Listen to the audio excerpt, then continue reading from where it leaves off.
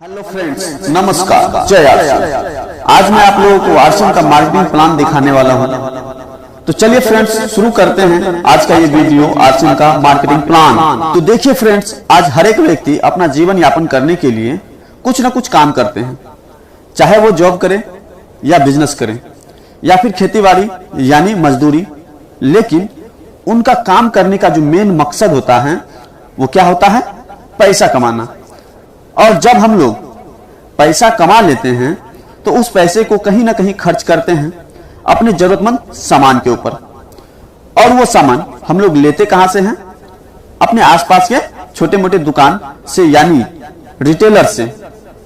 जब हम लोग कोई जरूरतमंद सामान किसी दुकान से लेते हैं तो वो दुकानदार हम लोगों का क्या नाम देता है? कस्टमर। यानी कि हम लोग उस दुकानदार का क्या बनते हैं? कस्टमर। तो जब हम कस्टमर कोई सामान लेने दुकानदार के पास जाते हैं यानी रिटेलर के पास जाते हैं, तो क्या वो रिटेलर उस सामान को अपने घर से बना के देता है? नहीं, वो उस सामान को अपने से बड़े दुकान यानी होलसेलर से लेकर के आते हैं। अब ये होलसेल वाले जो होते हैं, ये भी किसी भी सामान को अपने घर पे नहीं बनाता है, ये भी अपने से बड़े एजेंसी से लेकर के आता है, जिसको बोला जाता है डिस्ट्रीब्यूटर यानी कि जिला एजेंसी। अब आप ही बताइए कि क्या प्रत्येक सामान का फैक्ट्री यानी कारखाना हर एक जिला में होता है? नहीं। तो ये जो डिस्ट्रीब्यूटर है, ये फिर सामान कहां से लेकर के आता है? ये लाता है अपने से बड़े एजेंसी C&F यानी केयरिंग एंड फॉरवर्डिंग से। ये C&F एजेंसी जो होते हैं, इनका काम होता है किसी भी सामान को लेना और आगे हर एक डिस्ट्रीब्यूटर के पास भेजना। अब ये C&F एजेंसी जो होते हैं, ये कोई भी सामान को कहां से लेकर के आता है?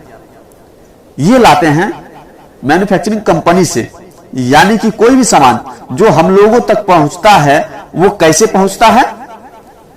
तो देखिए, कंपनी में सामान बनने के बाद वहां से C&F एजेंसी लेते हैं और फिर C&F एजेंसी से डिस्ट्रीब्यूटर लेते हैं, उसके बाद डिस्ट्रीब्यूटर से होलसेल वाले लेते हैं, तब जाके होलसेल वाले से रिटेलर यानी छोटे मोटे दुकानदार जो होते हैं वो लेते हैं।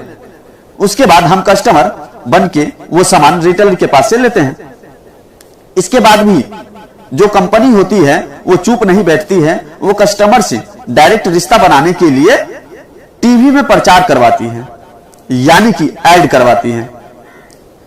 तब जाके कस्टमर को ये पता चलता है कि बाजार में कोई नया सामान आया है और फिर उस सामान को हम लोग खरीदते हैं। तो अब आप लोग एक चीज ये बताइए कि हम लोग अगर MRP रेट पे कोई भी सामान 100 रुपए में खरीदते हैं तो क्या वो सामान कंपनी में 100 रुपए में ही बना होगा? तो नहीं। तो देखिए, कंपनी में जब भी कोई भी सामान बनती है तो बनने के बाद वो सामान MRP रेट से 50% में बिक जाती है।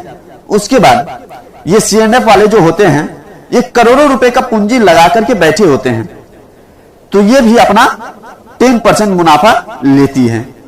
और उसके बाद वहां से डिस्ट्रीब्यूटर जो सामान को लेकर के आते हैं, ये भी लाखों रुपए का पूंजी लगा के बैठे होते हैं, तो ये अपना 10% मुनाफा लेती है। उसके बाद ये जो होलसेल वाले होते हैं, ये भी लाखों रुपए का पूंजी लगाते हैं, तो ये भी अपना पेट के लिए ही बैठे होते हैं, तो ये अपना 10% मुनाफा लेते हैं। उसके बाद वहां से लेकर के आते हैं दुकानदार। अब ये दुकानदार भाई साहब जो होते हैं, ये भी अपना भरण पोषण करने के लिए ही दुकान चलाते हैं, तो उसके बाद इनको भी मिलता है 10% का मुनाफा।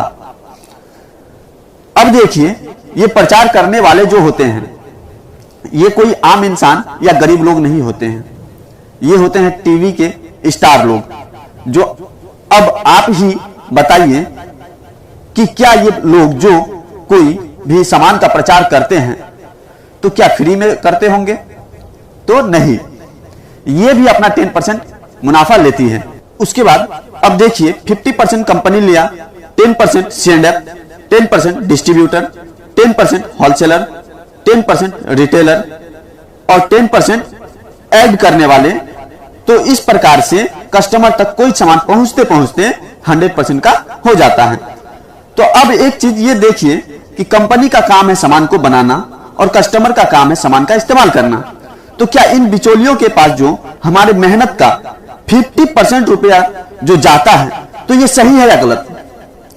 तो ये गलत है, क्योंकि हम लोग इतने मेहनत करने के बाद जब कुछ पैसा कमा करके लाते हैं तो कहीं ना कहीं मार्केट से सामान लेते हैं, तो मानते हैं कि अगर हम 100 रुपए का ही सामान लेते हैं तो हमको मिलता है 50 रुपए का सामान और बाकी का 50 रुपए इन बिचौलियों के घर जाता है। तो मेहनत करें हम और हमारी मेहनत का पैसा खाए कोई और, तो ये गलत है। तो इसलिए इस प्रकार से मार्केटिंग करने का तरीका को कहा जाता है WCM, यानी रॉन्ग कंसेप्ट ऑफ मार्केटिंग, बाजार करने का गलत तरीका।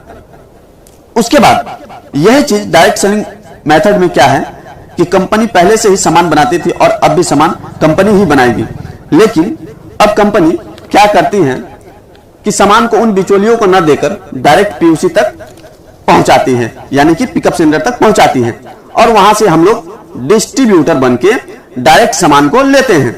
पहले भी सामान कंपनी से 50% में बनकर बिकती थी और अब भी उतना में ही बिकती है। उसके बाद पिकअप सेंटर तक जो सामान को पहुंचाया जाता है तो उसका कैरिंग कॉस्ट है 5%, यानी कि भाड़ा जो होता है वो 5% है। अब देखिए कि बाजार से जो हम लोग कोई सामान 100% में लेते थे तो कोई बचत नहीं होता था, लेकिन यहां पिकअप सेंटर से सामान लेंगे तो क्या बचेगा? बाजार से हम लोग 100% में सामान लेते थे और यहां सामान का कुल कितना लागत पड़ा? 55%। तो देखिए 100% में 55% को माइनस करेंगे तो कितना बचेगा? 45%। अब ये 45% जो है एक सिस्टम के हिसाब से हर एक डायरेक्ट सेलर के अकाउंट में दिया जाता है, हर एक डिस्ट्रीब्यूटर के अकाउंट में दिया जाता है। तो ये सिस्टम सही है या गलत? तो सही। इसलिए इस सिस्टम का नाम दिया गया है RCM, यानी कि राइट कंसेप्ट ऑफ मार्केटिंग, बाजार करने का सही तरीका। अब देखिए RCM और बाजार में क्या फर्क है। तो एक तरफ लिखते हैं RCM और एक तरफ लिखते हैं बाजार। अब देखिए कि RCM से हम लोग कोई भी सामान खरीदते हैं तो हम लोगों को हेल्थ का 100% गारंटी मिलता है, क्योंकि यहां कोई भी सामान जो मिलता है वो 100% ओरिजिनल प्रोडक्ट मिलता है। बाजार में हेल्थ का कोई गारंटी नहीं होता है। उसके बाद RCM से सामान लेने पर मिलता है पक्की बिल। इससे यह साबित होता है कि RCM का सामान 100% ओरिजिनल है। बाजार में यह भी नहीं मिलता है, क्योंकि यहां ओरिजिनल का गारंटी ही नहीं है। उसके बाद RCM से सामान लेने पर मिलता है मोबाइल पर SMS और बाजार से सामान लेने पर यह भी नहीं मिलता है। उसके बाद RCM से सामान लेने पर मिलता है 10% से 20% कैश डिस्काउंट, चाहे आप एक ही सामान क्यों ना खरीदें। बाजार में आपको यह भी नहीं मिलेगा। उसके बाद RCM का सामान इस्तेमाल करने पर मिलता है इनकम।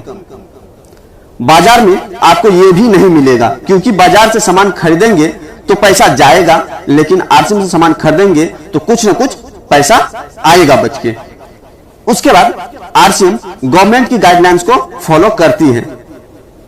बाजार की कंपनी गवर्नमेंट की गाइडलाइंस को फॉलो करती है या नहीं आप जानते ही हैं। उसके बाद RCM का सामान इस्तेमाल करने से मिलता है आपको एक अनोखा बिजनेस करने का अपॉर्चुनिटी। बाजार में भी आप बिजनेस कर सकते हैं, लेकिन बाजार का बिजनेस करने के लिए चाहिए आपको मोटा पूंजी यानी पैसा। उसके बाद चाहिए टाइम। उसके बाद आपको मिलता है रिजल्ट, चाहे वो प्रॉफिट हो या लॉस। लेकिन आपको RCM बिजनेस करने के लिए मोटा पूंजी की आवश्यकता नहीं है और न ही ज्यादा टाइम का। आप इसे पार्ट टाइम भी कर सकते हैं। उसके बाद यहां आपको मिलता है रिजल्ट। वो भी प्रॉफिट में, लॉस का कोई भी गुंजाइश नहीं। उसके बाद अगर आप आरसीएम बिजनेस करते हैं तो आपको मिलता है रॉयल्टी इनकम, जो बाजार का बिजनेस में है ही नहीं।